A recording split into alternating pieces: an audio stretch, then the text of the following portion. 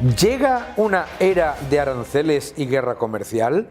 El debate sobre los aranceles está lleno de hipocresía. Por un lado, asumimos que Estados Unidos debe ser la única economía en el mundo con las puertas abiertas y ventanas abiertas, mientras el resto de las economías cierran sus fronteras y cierran sus economías a la importación de productos norteamericanos. Esto es importante entenderlo, porque hay una enorme hipocresía con los aranceles. ¿Cuáles son los países con mayores trabas al comercio, con mayores aranceles? India, Rusia, Indonesia. Entre los países con más aranceles y trabas al comercio, Brasil, China, etc. Curiosamente, estamos hablando de países que tienen los mayores aranceles y además tienen una posición con respecto a Estados Unidos geopolítica muy específica de polarización. La decisión de Donald Trump de poner aranceles no es una decisión proteccionista, sino de geopolítica. Con Canadá y con México, el gran contencioso es el de la seguridad, el de la inmigración, el del tráfico de drogas y de personas. Si esos países que han tenido una política extremadamente laxa con respecto a esos factores que le cuestan a Estados Unidos más de 20.000 millones de dólares anuales en riesgo y en las pérdidas que se generan por inmigración ilegal, por tráfico de drogas y por tráfico de personas. Si esos países llevan a cabo una política seria y una política rigurosa de control de la inmigración, de las drogas y del tráfico de personas, inmediatamente se solucionarían los problemas. También es importante entender que en Europa los que realmente le ponen aranceles a la industria, a la agricultura, a la ganadería europea, es la propia Unión Europea, son los gobiernos de la Unión Europea. Las gigantescas trabas que sufren las empresas vienen de las políticas europeas. Y las políticas europeas también son proteccionistas, utilizando barreras regulatorias, fiscales y también, por supuesto, el subterfugio medioambiental para impedir la importación de productos norteamericanos mientras se le dan enormes subvenciones a aquellos países que les interesan del norte de África. Es curioso, porque estamos hablando de un mundo que se ha ido moviendo en los últimos años al siguiente escenario. Los países consideran que tienen que tener libertad absoluta para exportar a Estados Unidos y, sin embargo, que tienen toda la legitimidad para ponerle barreras a las importaciones de Estados Unidos. No podemos ignorar el factor geopolítico. No podemos ignorar el hecho de que muchos de los países, la inmensa mayoría de los países a los que se le van a poner aranceles, son países que, número uno, necesitan el superávit comercial con Estados Unidos para reducir su problema de sobrecapacidad industrial. Número dos, necesitan el superávit comercial con Estados Unidos para atraer dólares y estabilizar unas monedas que, por otro lado, son muy débiles. Esa doble situación hace que la evidencia empírica nos muestre que entre 2001 y 2023 los países que han recibido esos aranceles los hayan interiorizado, hayan asumido los costes, porque necesitan vender a Estados Unidos o si no tendrán un enorme problema de capital circulante y además un enorme problema monetario. No solamente es un aspecto geopolítico con respecto a la moneda y con respecto al superávit comercial, sino también es un aspecto geopolítico con respecto a las instituciones y al modelo de las democracias liberales. Muchos de estos países se han ido conformando en un grupo, se les llama los BRICS, en el que necesitan exportar muchísimo a Estados Unidos y a la vez desde sus políticas y desde sus decisiones con respecto a lo que es la política internacional, están llevando a cabo procesos de financiación de todos aquellos grupos que minan la democracia liberal y que suponen un enfrentamiento al sistema de Estados Unidos, no solamente el financiero, sino también el político. Los aranceles, por lo tanto, son una medida geopolítica para combatir a aquellos que, utilizando las exportaciones y utilizando la entrada de dólares, a la vez están cerrando sus economías, están separándose de Estados Unidos y en algunos casos incluso financiando el final o por lo menos el intento de dinamitar el sistema financiero y democrático de Estados Unidos y de Occidente. Todo eso lo tenemos que tener en cuenta y no lo podemos separar.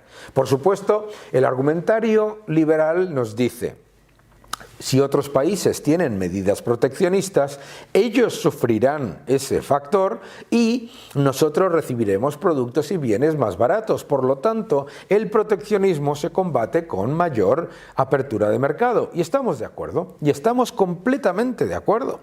El problema es ignorar el resto de los factores. El factor geopolítico, el factor de la sobrecapacidad, el factor monetario y el factor de la batalla cultural y de la financiación de dictaduras comunistas, etcétera, por parte de algunas de estas economías.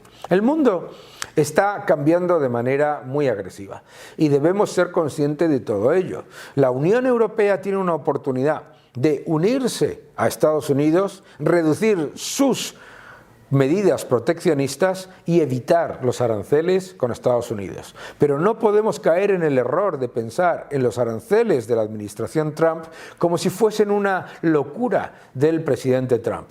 Recordemos que Estados Unidos continúa estando entre las economías más libres del mundo y además sigue siendo una de las economías más abiertas. Pero Estados Unidos no puede ser una economía en la que tenga las puertas y las ventanas abiertas mientras México y Canadá eliminan inversión en seguridad, en inmigración y en control del tráfico de drogas, mientras China está aumentando sus exportaciones pero cerrando su economía, impidiendo la inversión norteamericana y además, muy importante, también conformando un nuevo eje que es completamente opuesto a lo que es el sistema norteamericano.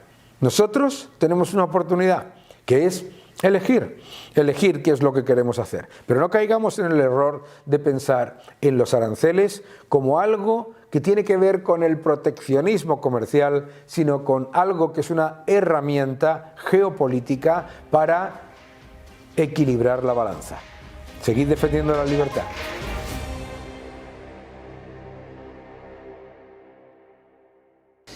El cohete. La economía española es el cohete, es la economía, la mejor economía del mundo, nos dice el gobierno de España. El presidente del gobierno dice que el mundo nos mira y nos admira. Dice el presidente Zapatero que el mundo mira a España con reverencia. Me parece absolutamente increíble. Oye, pues para hablar de cómo va realmente la economía española, pues nadie mejor que una de las mejores periodistas económicas que hay en España y en el mundo, que es Carmen Obregón. ¿Cómo estás? Muy bien, ¿qué tal? Feliz año. Oye, te ha traicionado el subconsciente, has dicho Zapatero en lugar de Pedro Sánchez. No, lo he dicho posta, presidente Zapatero es presidente. No, lo he dicho posta. Ya sabemos que todo el mundo dice que el verdadero presidente... El presidente Zapatero ha dicho en el Congreso del PSOE que el mundo mira a España con admiración y con reverencia. Sí, absolutamente. Y por supuesto yo, como persona respetuosa, no le llamo Zapatero, sino presidente Zapatero, porque es presidente Zapatero. Siempre es presidente. Yo siempre digo que te sea de tu ideología o no sea de tu ideología, un presidente se ha ganado ese calificativo. Es verdad, vale. es verdad. Bueno, fuera de todo eso, vamos a hablar del tema de la economía española porque, a ver, el crecimiento económico ¿Cómo ves tú el crecimiento económico en realidad con respecto a lo que nos muestran los datos o los titulares? Bueno, esto lo hemos hablado ya en muchos ámbitos y tú y yo hemos dialogado sobre este tema. Es verdad que el dato del PIB es espectacular, con un 3,2 que hemos acabado el año después de la revisión que ha hecho el INE, que por cierto hace bastantes revisiones muy interesantes. ¿Todas al alza? Todas al alza, nunca a la baja, y bastante al alza, ¿no? Porque Mucho. lo normal es a lo mejor unas décimas, pero no, aquí se meten un puntazo, pero rápidamente. Se ha encontrado 2 Murcias en el pasado, ¿no? Sí, increíble. Entonces, bueno, si bien es cierto que el dato del PIB, como bien dicen los datos, es bastante bueno y con respecto a Europa es excelente, lo cierto es que rascando, ¿qué es lo que vemos? Mucho gasto público, el turismo funciona, pero básicamente gasto público. Claro, eso es, tú le llamas una economía o un crecimiento sin calorías. Con calorías vacías. Con calorías vacías. Hay quien dice que es un crecimiento con colesterol. Bueno, lo mismo. Realmente es un crecimiento que no es bueno, ¿no? Porque claro, lo que tú tienes que tener es un crecimiento con una buena inversión, con un empleo de calidad, porque eso es otra cosa de la que tenemos que hablar, el empleo que hay en España. Claro. Es que además es que una de las grandes bases de ese crecimiento económico sin duda es cómo ha apuntalado la fortaleza de estas palabras, ¿no? que acuña el Partido Socialista, la fortaleza del empleo. Bueno, la fortaleza del empleo es que tenemos un empleo cada vez más parcial, cada vez hay más fijos discontinuos, de poca calidad, es lo que antes llamaban empleos basura, ¿te acuerdas? Basura, absolutamente. Basura. Entonces, y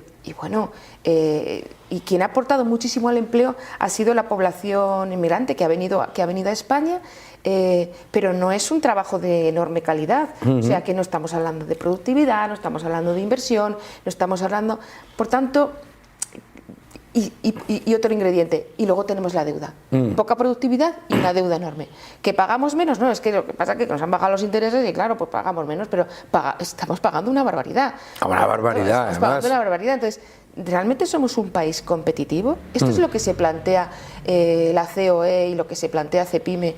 Las empresas tienen cada día que asumir unos costes elevadísimos, entonces es muy difícil crear así empleo.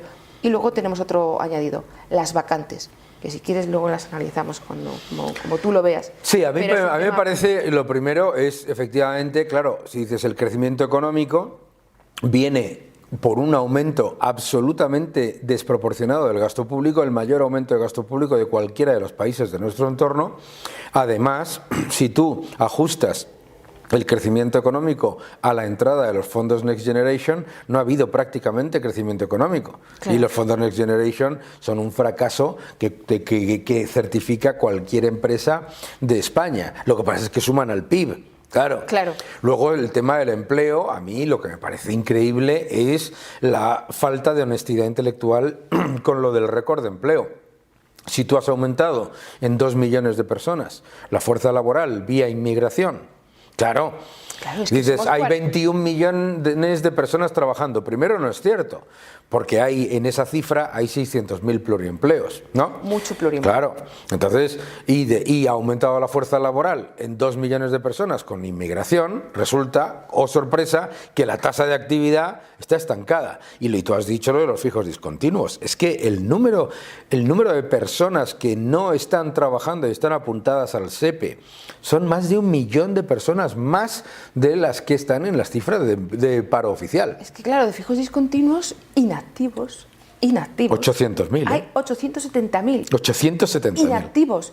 Entonces, y no cuentan como parados. No. Entonces, ¿cómo es posible que tú hagas ese maquillaje a la hora de valorar las cifras de empleo? Más luego, te digo, las vacantes. Vacantes es una barbaridad. Esa gente sigue contribuyendo, sigue contando para la estadística como trabajadores. Entonces, bueno, yo no sé si así. Claro, ¿tú crees que en otros países se cuenta de esta manera? Ya, algunos sí.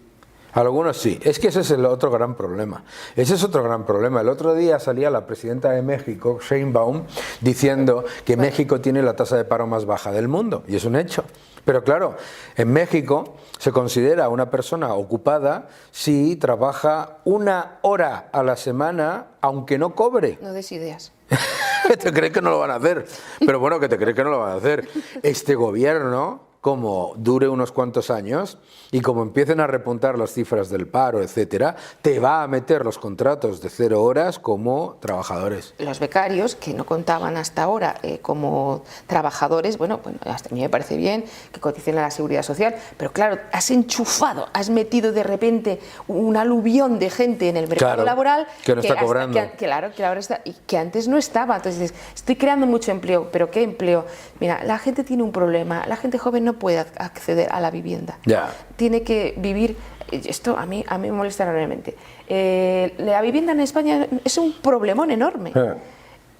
Los chicos jóvenes, cuando empiezan a trabajar y se quieren emancipar de sus familias, tienen que vivir en pisos compartidos con mucha gente, pero no pisos que son pisos de amigos que alquilamos 4 colegas y alquilamos un piso, no, son pisos que se alquilan habitación por habitación, que son como hostales.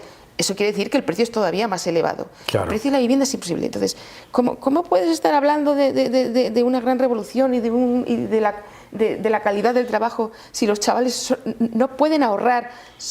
La gran parte de su dinero, de su sueldo, va para la vivienda. No sé, yo... Y el tema de la vivienda, estamos hablando de una y el tema de la distinta. vivienda, además es que no es una casualidad, es una política. La vivienda cara y escasa es una política para hacer a la gente dependiente. Pero vamos, claramente con la ley de vivienda la cosa no está mejorando, sino todo lo contrario. Claro, es que... ¿Y cómo un gobierno no es capaz de darse cuenta que todo lo que está haciendo en materia de vivienda es erróneo? No se da cuenta. Pero ¿tú crees que es para que tenga a la gente dependiente, ¿no? Claro, sí, claro. Todos los gobiernos, ojo, que quede claro, en algunos países de otras supuestas ideologías, todos los gobiernos quieren que el tema de la vivienda sea escaso y caro. ¿Por qué? Porque así se presentan como la solución al problema que ellos mismos crean y además así tienen a gente mucho más dependiente. Entonces ellos, cuando tú creas ese problema, te presentas a las elecciones y dices, y vamos a hacer 200.000 viviendas, que luego no haces. Bueno, que son unas viviendas que son muy recurrentes, porque el gobierno cada vez que habla de vivienda, habla de esas mismas viviendas como si fueran nuevas viviendas, como si ya las hubiera construido. No, y no las hace. Y lleva 6 años. No, pero si tampoco piensas hacerlas.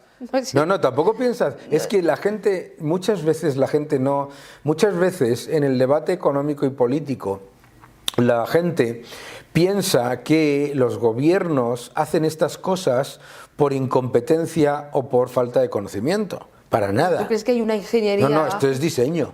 Vamos, para nada. Aquí tonto no hay ninguno. Para empezar, son todos propietarios.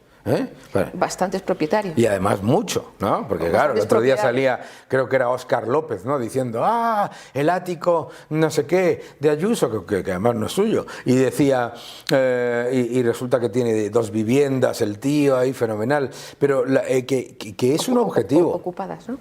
Ocupadas. Es un objetivo. O inquiocupadas. Inquiocupadas, no sé. Claro, no. Es que, fíjate, si es que es un problema muy serio. Los chicos jóvenes no pueden acceder a la vivienda. Las personas que tienen propiedades, que normalmente tienen propiedades porque es pues casi su pensión, ¿no? En España el ahorro se destina a la vivienda porque el dinero tiene poco.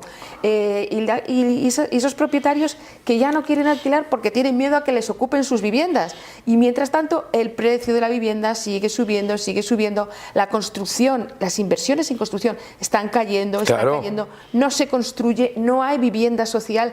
Eso hay que explicarlo bien. Claro. Y esa es la política que tenemos económica. Y la vivienda yo creo que se va a convertir en el principal problema de España. Seguro. Y los políticos lo que tienen que es ofrecer soluciones o por lo menos no poner más problemas, ¿no? Que es lo que está ocurriendo pero muchas veces esto... primero está hecho por diseño. Segundo, el gran problema es que se piensan estos políticos que, creando un gravísimo problema para la vivienda, además de mantener el voto de los jubilados, se va a ganar el voto de los jóvenes que van a entregarse al intervencionista de turno. Y lo que no se dan cuenta estos gobernantes es de lo que realmente ocurre, que los jubilados a los que dices que eres el que defiendes votan cada vez más a los partidos más a la derecha y los jóvenes también. Hoy he oído una encuesta que decía que los pensionistas que se estaban girando hacia la izquierda. Bueno, yo eso no sé, tengo que verlo, lo he oído de refilón. La evidencia empírica de los datos, la evidencia empírica, vamos, y si no, no estarían todo el día dando el rollo. Hay otra forma de darse cuenta de cuando la propaganda no funciona, es cuando tienes que repetirla muchas veces. Sí, bueno, ¿tú crees que están ahora en clave Doberman como cuando Alfonso Guerra? ¿Te acuerdas cómo amenazaban con las pensiones? No, y muy bien, y además, oye, legítimo, oye, que la política es eso, me parece completamente legítimo. Lo que me parece una ridiculez es por parte del otro lado de hacer, ay, ¿sabes? Maricomplejines, ¿no? No, hombre, maricomplejines tampoco es la palabra, pero de... Hombre, es una gracia. Es una gracia. No. Pero sí, yo creo que ahí el Partido Popular es que no aprovecha. Decía Pérez Reverte que si fuera al revés, fuera Feijóo quien gobernara y Pedro Sánchez en la oposición, a Feijóo le duraba 2 días solamente con todas las cosas que está haciendo el gobierno, ¿no? Claro. En este caso Pedro Sánchez.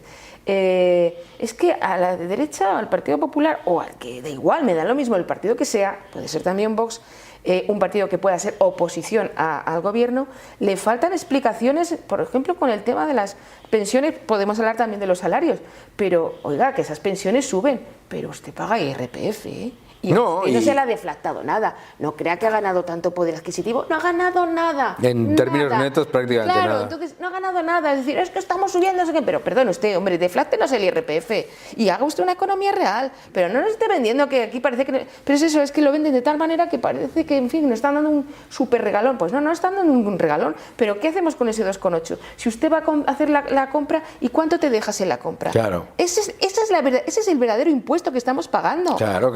Eso es una barbaridad. Claro. Somos mucho más pobres. Claro. Mucho más pobres. Ese es el hecho. Un gasto público que ha aumentado desde 2019 a esta parte en más de un 20% y nosotros somos mucho más pobres que ese 20%. Totalmente. Nosotros, el ciudadano medio se ha empobrecido de una manera muy importante y además...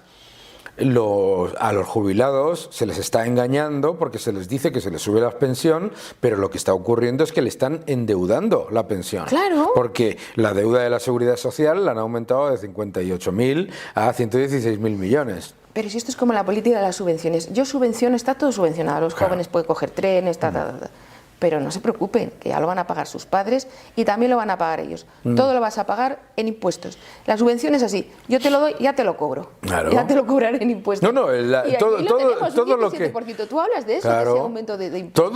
Todo lo que te dice el Estado que te regala, te lo cobra por adelantado. En inflación... que es un impuesto escondido. El impuesto. Claro, el otro día dice, ay, que ver qué casualidad, que es que ha subido la inflación, qué mala suerte. No, mala suerte ninguna. Si aumenta, que además desde el libro, si el gobierno ha aumentado el gasto público un 20% y la deuda ha aumentado en 400 y pico mil millones y está tirando cada vez más de eso que es imprimir dinero, la inflación acumulada con Sánchez es del 21%. Es una barbaridad. Pasada. Es una un pasada. 21%. O sea, para que te hagas una idea, los ciudadanos españoles en 4 años se han empobrecido lo mismo que los griegos en la crisis de Grecia. Para que luego dicen, no, porque es que fíjate, no sé qué bien va todo. No. El empobrecimiento generalizado. ¿Y de qué ha servido los fondos Next Generation? Tú acabas de hablar. Los fondos Next Generation, vamos, yo no se podrá decir que no lo avisé, que iban a ser un fracaso no sonado, sino histórico. Hasta el punto de que hay empresas que ya no quieren ni siquiera licitar. Normal, ¿para qué vas a licitar? Primero, los fondos Next Generation son una trampa. Si una empresa licita para recibir esos fondos, literalmente está obligada a estar en manos de la administración durante todos los próximos 5 o 7 años. No va a poder despedir, no va a poder... Bueno. Claro, no va a poder... Lo que invierta, su gestión, o sea, está completa. Segundo, claro, los fondos Next Generation, como esta gente es tan ridícula, pues están hechos exactamente para lo que no hace falta dinero. Dicen, no, me acuerdo cuando se lanzaron, decían, no, es que los fondos Next Generation, lo bueno que tiene es que no se van a poder utilizar para construcción. Digo, vaya, pues es justo el problema que tenemos. Sí. El problema lo tenemos en vivienda, no lo tenemos en renovables, donde hay dinero para aburrir, y no lo tenemos en tecnología, donde hay dinero para aburrir. Aquí el problema que tenemos en tecnología no es de dinero, aquí el problema que tenemos en tecnología es de una Unión Europea que tiene unas políticas completamente miopes, ¿no?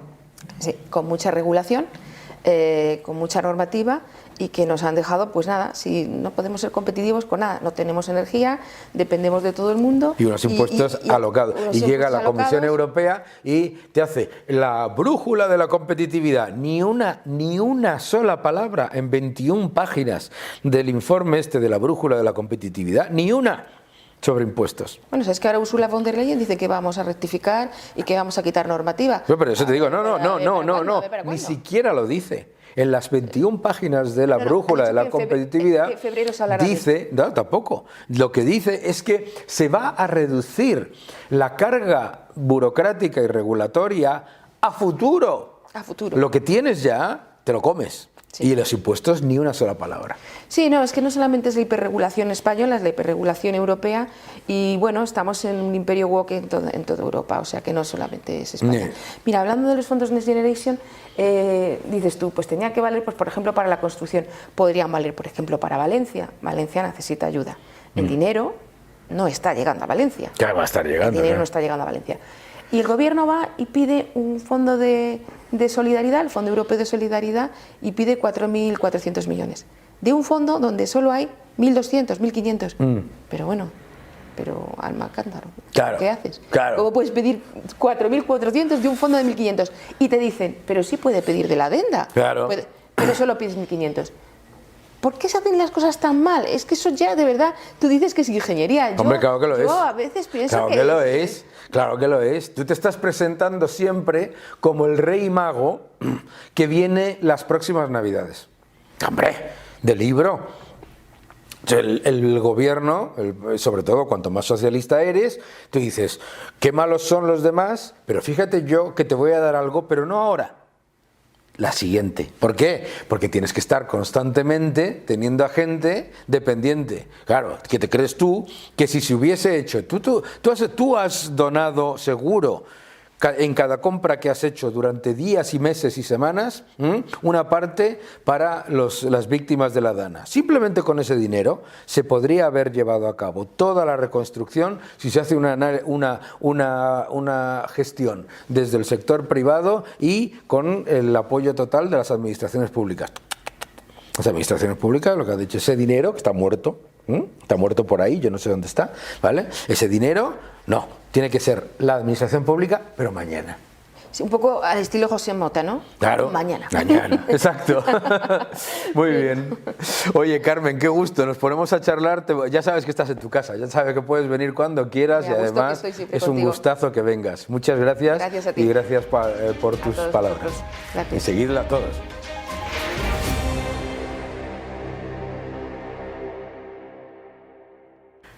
Aranceles, todo tipo de mensajes sobre lo que estaba pasando en Estados Unidos y las nuevas medidas de la administración Trump. Y para ponerlo todo en contexto y hablar un poco sobre esto de los aranceles que está creando tantísima polémica, entretenidísimo entre los liberales, pues quién mejor que mi buen amigo Manuel Llamas. ¿Cómo estás? Muy buena, Daniel, encantado. Qué gusto que estés aquí. Oye, vamos a hacer un poquito de digamos, visiones contrapuestas, ¿no?, sobre el tema de los aranceles. Cuéntame cómo ves tú el tema de los aranceles por parte de Trump y si quieres te doy yo el contraargumento y para todos los que rápidamente se lanzarán, eso no significa que yo defienda los aranceles. Bueno, los aranceles son impuestos. Estamos hablando de impuestos, de tasas, en este caso a las importaciones procedentes del exterior, y lo que ha anunciado Donald Trump es, por cierto, lo que lleva anunciando durante toda la campaña electoral. O sea, si una cosa hay que decir de Trump es que no ha mentido. Eso es. Ha ido con la verdad por delante. Lleva desde hace tiempo diciendo que lo primero que iba a hacer cuando llegase a la Casa Blanca es una política inmigratoria dura, expulsiones, etcétera, y luego en materia comercial la aplicación de nuevas tarifas, de subidas de aranceles a sus principales socios comerciales. Yo creo que con finalidades de carácter geopolítico, luego a lo mejor podemos entrar en ello. Pero la cuestión es que lo que ha anunciado durante la campaña lo está aplicando. Ha anunciado ahora, en las últimas horas, en los últimos días, nuevos aranceles sobre sus principales socios comerciales, China, Canadá y México. Por lo tanto, ¿cuál es el problema de las políticas arancelarias? Las políticas arancelarias, bajo el pretexto de proteger a la industria nacional, pretende gravar los productos que proceden de fuera. ¿Cuál es el efecto real de este tipo de políticas? En primer lugar, encarecer las importaciones. Productos que consumen los norteamericanos se van a ver gravados con un impuesto adicional de hasta el 25%, que va a suponer un encarecimiento de ese tipo de productos.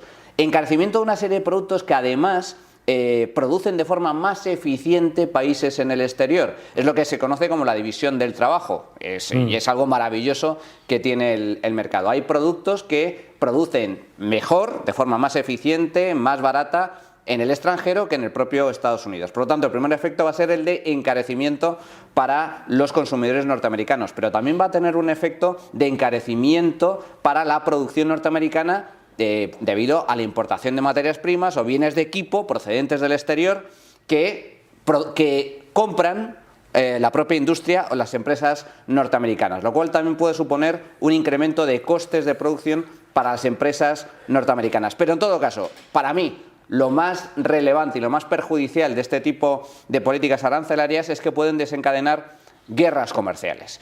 Es decir, que China, Canadá y México, como ya algunos han anunciado, también suban los aranceles. De tal forma que al final, en última instancia, este tipo de guerras comerciales acaban en un juego de suma cero donde todos pierden en más o menor medida. Y por lo tanto es contraproducente a corto, medio y largo plazo para todos los afectados. Esa es la razón por la cual las políticas arancelarias resultan perjudiciales para los nacionales, pero también perjudiciales para el exterior. Las guerras comerciales, en todo caso, siempre acaban mal. Muy bien. Ahora te voy a dar yo el argumento Dale. contrario, si te parece, por el lado... Número 1. La evidencia empírica desde el año 2001 hasta el año 2023 es que los aranceles que pone Estados Unidos los asume el productor de los países exportadores. Desde el acero, los paneles solares, etcétera, etcétera, hemos visto como todos esos aranceles han sido absorbidos. ¿Por qué? Porque esos productores necesitan vender a Estados Unidos y no tienen ninguna otra alternativa, porque son sectores de elevadísima sobrecapacidad. Por lo tanto, su capacidad de subir precios simplemente porque aumente un coste, un impuesto, como es el de los aranceles, es no solamente muy bajo, sino inexistente. Número 2. Los aranceles efectivamente pueden subir los precios unitarios, ¿de acuerdo? Pueden subir los precios unitarios de aquellos productos que se fabriquen 100% en el extranjero y tengan demanda inelástica. Pero el número de esos productos en la cesta que se mide en el IPC es exactamente 0. Por lo tanto, habrá competencia entre los productores locales, los productores extranjeros y los que no tengan aranceles para tomar esa cuota de mercado. Tercero, los países a los que se les han puesto aranceles tienen dos talones de Aquiles. Número 1, su necesidad de atraer la mayor cantidad de dólares posibles para mantener relativamente estable su moneda. Y número 2, la sobrecapacidad que tienen, es decir, la necesidad de vender a Estados Unidos a cualquier precio. ¿De acuerdo? Y número 4, el otro talón de Aquiles que ha encontrado la administración Trump, por fin debo decir yo, por fin no nos hace caso a algunos, es cuando una serie de países necesitan venderte a ti y además esos países son los más arancelarios y proteccionistas del mundo. Empecemos: Rusia, Indonesia, China, Brasil, etcétera. Curiosamente, los que se han juntado bajo los BRICS y que además quieren demoler tu sistema de financiación, tu sistema de mercado abierto y tu sistema de democracia liberal con instituciones independientes, entonces los aranceles no te van a funcionar de la manera en la que tú correctamente explicas. Yo creo... Rebátelo. A ver, yo creo que lo que está buscando Trump realmente es este último punto que has comentado tú. Yo creo que Trump está utilizando los aranceles con fines y finalidades puramente geopolíticas. Totalmente. Él tiene muy claro que sus enemigos a nivel político es China, es Rusia, es Irán, son los BRICS y por lo tanto utiliza la política arancelaria como una forma de presión. En el caso de Canadá y de México, que hay que recordar, son sus principales socios comerciales. Existe un tratado de libre comercio, que también ha habido también ataques por parte de la administración Biden, pero que está en vigor. Ahí persigue otro tipo de objetivos. Fundamentalmente es la lucha contra la llegada de fentanilo y la lucha contra la llegada de inmigrantes ilegales procedentes de México. Y lo está utilizando con fines puramente políticos, dando un mensaje a su votante. ¿Cuál es el votante medio de Trump? Es el norteamericano de clase media de Illinois, de la América profunda. Bueno, no de la América profunda. De América. 77 millones de votos. No, o sea, todos los estados bisagra. Está muy transversal. Pero sí es cierto que lo que está reflejando con este tipo de anuncios es el mensaje que le lanza a su electorado tradicional. Es, por un lado, te voy a garantizar de alguna forma que la industria, la fábrica de ese pueblo, de esa población, de esa ciudad, se mantenga en pie, porque voy a gravar los productos que vienen de fuera y voy a evitar de alguna forma esa deslocalización o esa destrucción de empleo por parte de esas industrias que se van a ver afectadas por los aranceles e impuestos a los países extranjeros. Y por otro lado voy a intentar evitar que tu primo se engancha fentanilo con la llegada de droga, que esto además lo acusa directamente a Canadá, a México, pero especialmente a China. O sea, lo acusa directamente de que esto es una estrategia muy buscada por China para destrozar la civilización norteamericana. ¿Cuál es el problema que veo yo en este tipo de anuncios? Puede tener efecto electoralista y venderle a su población que efectivamente es así, que va a permitir que la industria norteamericana sobreviva gracias a ese tipo de políticas arancelarias y que además va a evitar la entrada de fentanilo. Pero tengo muy serias dudas al respecto, porque el fentanilo, entre otras cosas, se puede producir en el propio Estados Unidos. Hay una auténtica lacra. En todo caso, el tema de la epidemia que sufre de drogadicción en Estados Unidos no solo es por la llegada de este tipo de droga, sino que hay muchas razones. Por lo tanto, va a ser muy complicado que realmente frene esa epidemia. Y por otro lado, la industria norteamericana sobrevivirá en todo caso no gracias a la imposición de aranceles a socios comerciales, sino gracias a la enorme eficiencia de la propia empresa norteamericana, en la cual yo tengo una enorme confianza. Estados Unidos, estoy convencido de que si no hay grandes errores a nivel económico, yo creo que no, porque ha puesto en marcha una política de recorte de gasto muy sustancial con Elon Musk a la cabeza, una política de impuestos bajos muy sustancial, apuesta firme por la desregulación, que es clave, que es fundamental, derogar toda la estructura de impuestos, de regulaciones, de política green, de política verde, ecologeta, que lleva a la ruina a los países. Todo eso la administración Trump lo tiene perfectamente claro. Si a eso le sumamos la apuesta firme por la inteligencia artificial y las nuevas tecnologías, yo creo que la primera potencia mundial está destinada a ser una economía fuerte y sólida a corto y medio plazo. Por lo tanto, ni siquiera las políticas arancelarias podrían explicar la supervivencia de la industria norteamericana. Yo creo que la industria norteamericana va a seguir creciendo gracias a sus propias ventajas competitivas. Y en última instancia, política arancelaria. ¿Qué pasa? Pues claro, también las empresas norteamericanas también venden al exterior.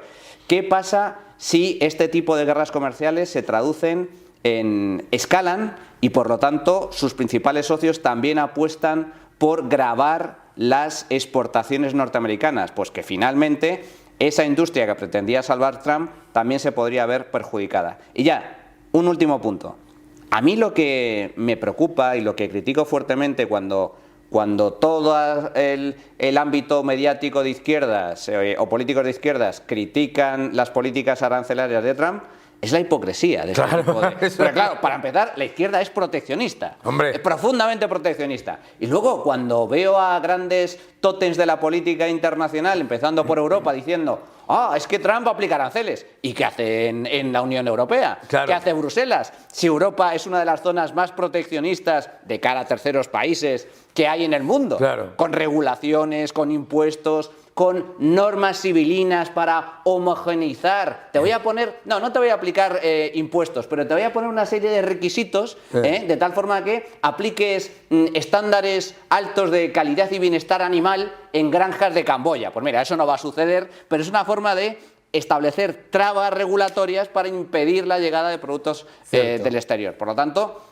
lo que ataco también, y creo que hay que criticar, es la enorme hipocresía y cinismo de todos aquellos políticos que critican las políticas arancelarias de Trump, pero no critican las suyas. A mí lo que me parece más hipócrita de todo es que no solamente en la Unión Europea, que es de libro, ¿no? La Unión Europea es la que más aranceles le pone a sus propias empresas y a sus propias industrias, entre otras cosas con el impuestazo al CO2 y con todas estas cosas y con toda esa cantidad de trabas regulatorias e impositivas, porque claro, hay un montón de impuestos escondidos de los que no se habla en todo eso. Pero a mí sobre todo me alucina que la gente descubre el proteccionismo con Estados Unidos. Porque vamos, toda esta gente, todos estos medios están encantados con China, con Brasil, con Rusia, con la India, con Indonesia, con todos estos países que son los que mayores trabas arancelarias y no arancelarias ponen al comercio. O sea, que me dice que el otro día salía en no sé dónde que China defiende el libre comercio. Digo, pero si entras en China y no puedes utilizar Google, no puedes utilizar Amazon, no puedes... O sea, yo creo que ese es el gran problema. Sobre las industrias norteamericanas, yo creo que el gran elemento ahí es que peor no pueden estar. Es decir, Estados Unidos es un país que exporta menos de 1/3 de lo que exporta España, con respecto a su Producto Interior Bruto, prácticamente 1/3, ¿sabes? Estados Unidos es un país en el que las empresas se encuentran con tales trabas burocráticas, regulatorias, fiscales, etcétera, etcétera, que simplemente hay economías a las que no se pueden ni plantear exportar. Entonces yo creo que hay un problema ahí también en el que mucha parte del tejido empresarial norteamericano, que podría haber funcionado como freno a esas propuestas de aranceles de Donald Trump, dice, pero ¿para qué voy a frenar yo nada si yo no puedo exportar a Japón, no puedo exportar a Europa, no puedo exportar con toda la cantidad de limitaciones que me ponen, ¿no? Sí, estoy de acuerdo. Yo ahí creo que es cierto que también lo que está buscando Trump con este tipo de medidas es una política de presión. Especialmente me llama la atención el caso de Europa, ¿no? Trump siempre se queja de que no puede vender los coches norteamericanos, aquí lo tienen realmente complicado, y eso se debe a políticas regulatorias, a políticas fiscales, especialmente regulatorias, el tema de los estándares de contaminación, etcétera, que afectan fundamentalmente a la industria del automóvil estadounidense, ¿no? Y además en el caso de Europa también tenemos una paradoja curiosa. Europa, de forma totalmente errónea, ha apostado por la política de electrificación, claro, emisiones net cero, y sin embargo, al mismo tiempo, las empresas automovilísticas europeas no son tan eficientes a la hora de producir coches eléctricos como, por ejemplo, las chinas, que además las empresas chinas van a pérdida. Porque esto, claro, es que la gente no lo sabe. Dicen, no, los coches chinos son muy baratos. Son muy baratos, pero porque está el gobierno chino detrás metiéndole subvenciones de forma masiva y venden a pérdidas muchas de estas compañías. Entonces logran vender aquí coches mucho más baratos, pero luego volvemos al cinismo y la hipocresía de los políticos europeos. Queremos coches eléctricos, pero cuando vienen los chinos, aunque sea a pérdidas, ese es su problema, no les vamos a permitir comerciar o vamos a imponerles aranceles del 50 al 100% para evitar que entren en el mercado nacional. Eso es de una enorme hipocresía. Lo mismo sucede, como bien comentas, con el caso de China. China ahora habla, después de el anuncio de Trump, habla de la importancia y las ventajas de la globalización, del libre comercio, de que es fundamental comerciar con todo el mundo, pero luego intentas hacer negocios con China y como no vayas de la mano de un chino, no hay posibilidad de invertir en el país. De un chino del gobierno. Del gobierno, del Partido Comunista, con carné, porque allí todos son del Partido Comunista, claro. ¿Quieres vender en China? No, no vas a poder vender en China. Algunos sectores estratégicos, mal llamados estratégicos, están totalmente vetados a la inversión extranjera. No puedes entrar en banca, no puedes entrar en temas de tecnología. Pues todas las tecnológicas norteamericanas allí tienen vetado el paso. Entonces, es de una enorme hipocresía este tipo de cuestiones. Ahora, dicho lo cual, yo creo que a pesar de la política arancelaria de Trump, que veremos cómo evoluciona. Yo en esto coincido con Javier Milei, que cuando le preguntaron al respecto, Milei dijo que cree que Trump no es proteccionista, pero que lo que sí está aplicando es los aranceles con fines geopolíticos. Eso es. Y en la medida en que logre esos objetivos geopolíticos, estoy convencido de que apostará por una reducción de esos aranceles o incluso la eliminación. Si Trump, tal y como ha demostrado en estas primeras semanas, logra que algunos países pues atiendan a sus exigencias o a sus reclamaciones, algunas totalmente justificadas, estoy convencido de que esta política arancelaria se podrá revertir, porque al igual que se aplican aranceles del 25, mañana firma un decreto y desaparecen los aranceles. O sea que yo creo que eso es una jugada de ida y vuelta, y no creo que, para mí es lo que más me preocuparía, no creo que sea algo de convencimiento ideológico, como sucedió, por ejemplo, tras el crack del 29, donde hubo una guerra comercial brutal a nivel global por cuestiones puramente ideológicas, y eso llevó a un agravamiento de la crisis financiera y económica a nivel mundial muy importante, sino que en este caso persigue fines concretos. Si con México logra que el gobierno mexicano de izquierdas, de extrema izquierda, dice, bueno, vamos a contener la inmigración, vamos a combatir a las mafias, al narcotráfico, vamos a aliarnos con Estados Unidos en lo que le interesa a Donald Trump, estoy convencido de que dará marcha atrás. Si no lo hace, seguirá apretando. O sea que yo creo que, para mí, es perjudicial todo tipo de política arancelaria, pero en el caso concreto de Trump tiene este tipo de matizaciones. Persigue finalidades políticas o geopolíticas. Pues efectivamente, pensaba yo que íbamos a estar más en desacuerdo, pero es interesante ver todos los diferentes aspectos y ponerlo en el contexto de la geopolítica. Trump es un negociador y no olvidemos que Estados Unidos no puede ser en un vecindario la única casa con las ventanas abiertas y las puertas abiertas. Muchísimas gracias, Manuel. Un placer, Daniel. Un abrazo fuerte.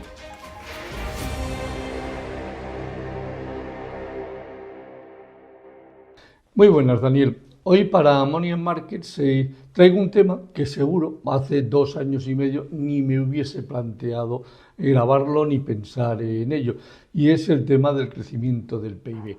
Recordamos todos que en el 1 de agosto del año 2022 Nadia Calviño cesó con nocturnidad y alevosía a Rodríguez Po para sustituirle por Elena Manzanera, y el motivo fue muy claro: no le gustaban los datos que el Instituto Nacional de Estadística le estaba dando en crecimientos del PIB y en el tema del IPC, y por eso decidió cambiarlo.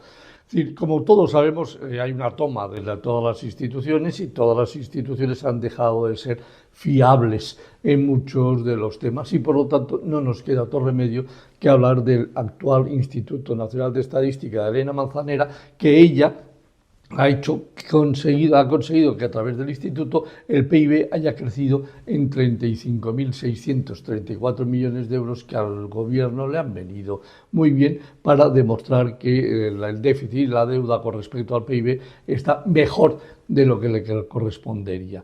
Bien. Acaba de publicarse el cierre, los datos del año 2024, y el Instituto Nacional de Estadística nos dice que el Producto Interior Bruto en términos nominales ha crecido un 6,3%. Ni mucho ni poco, sino todo lo contrario, y si le quitamos el 2,8% de la inflación, casi que nos cuadra perfectamente con el 3,5% de crecimiento de la economía española, tal como dice el INE en su página de inicio. Lo que pasa es que lo que quiero es que veamos un tema que, pues nos va a llamar un poquito la atención, y es lo único que yo puedo hacer, llamar la atención. Fíjate que Es decir, mientras el Producto Interior Bruto crece en términos nominales, como he dicho, un 6,3, las horas trabajadas solo crecen un 1,9.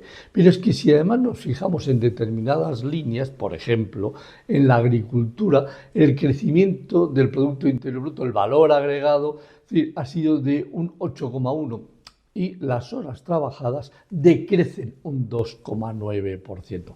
Hombre, llamativo como mínimo, ¿no? Porque, bueno, si trabajando menos horas conseguimos hacer crecer, es decir, el valor agregado de la agricultura un 8,1, sí que bajamos más, a lo mejor hasta crece todavía más.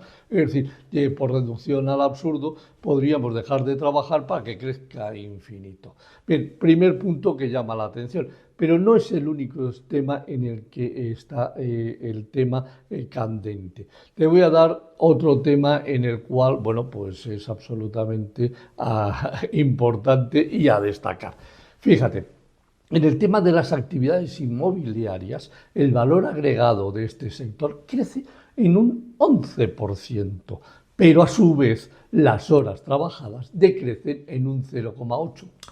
Todos sabemos que actividades inmobiliarias no es precisamente el sector más digitalizado. Lo mismo, han llegado los chinos de DeepSeek, han montado un data center especial para actividades inmobiliarias y con eso se ha conseguido que todo crezca, es decir, de forma sustancial la productividad. 11% con una bajada de las horas trabajadas, suena algo llamativo, como mínimo. Pero es que vamos a otro sector que todavía llama más la atención. Sí, resulta que el sector más avanzado en la digitalización resulta que es el de información y comunicaciones, donde están todo el tema TIC, y resulta que crece solo un 4,5% y en cambio las horas trabajadas crecen un 11%. Aquí nos ha pasado justo lo contrario que con actividades inmobiliarias. Es decir, le hemos quitado tecnología, le hemos quitado a todos los TIC la informática, todos los ordenadores, les hemos dado una calculadora y les hemos puesto manguitos para trabajar. ¿Cómo es posible que haya todas estas discrepancias? Bueno, lo sabe quien lo ha calculado. Yo no tengo los datos, pero a mí me llama muchísimo la atención que para crecer el Producto Interior Bruto desde el punto de vista nominal, un 6,3, crezcan solo las horas, un 1,9 y además no nos olvidemos que haya sectores en que las cosas no cuadran. En cualquier caso, esto no quiere decir que haya una manipulación segura de la información del Producto Interior Bruto, pero llama muchísimo la atención de que haya estas diferencias entre productividades. Es decir, que esté incrementándose muchísimo la productividad en temas como la agricultura, esté creciendo mucho en temas como las actividades inmobiliarias y decreciendo sustancialmente en el sector TIC. Bien, esto es lo que quería contar para que lo tuviesen en la cabeza todos los espectadores de Money and Markets. Así que nos vemos en el próximo vídeo. Espero que te haya parecido interesante y que a todos nuestros espectadores también.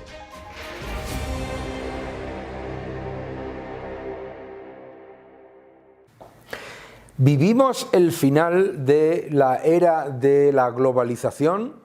¿Son los aranceles un ataque al libre comercio? En este primer gráfico que vamos a ver, lo que refleja es cuál ha sido la historia de Estados Unidos en cuanto a aranceles. Y lo que podéis ver en el gráfico cortesía de Bloomberg es cómo los ingresos por aranceles se han ido reduciendo históricamente hasta llegar a un mínimo que no se había visto en décadas. Es decir, hemos vivido una reducción constante de las trabas al comercio por parte de Estados Unidos. Con los nuevos aranceles se volvería a los niveles arancelarios que tenía Estados Unidos en los años 70-80. Esto es importante entenderlo porque si vamos al siguiente gráfico, lo que podemos ver es los países y el impacto en su Producto Interior Bruto que pueden tener estos aranceles. Tenemos que entender varias cosas. Los analistas no pueden decir, por un lado, que los aranceles los pagan los consumidores americanos y que a la vez los aranceles van a ser un destrozo para la economía de México, de Canadá y de China. Una cosa o la otra, ¿no? La evidencia empírica de las últimas décadas es que los aranceles los interiorizan los productores porque fundamentalmente están orientados a productos y a sectores en los que hay una gran sobrecapacidad y que necesitan el superávit comercial con Estados Unidos.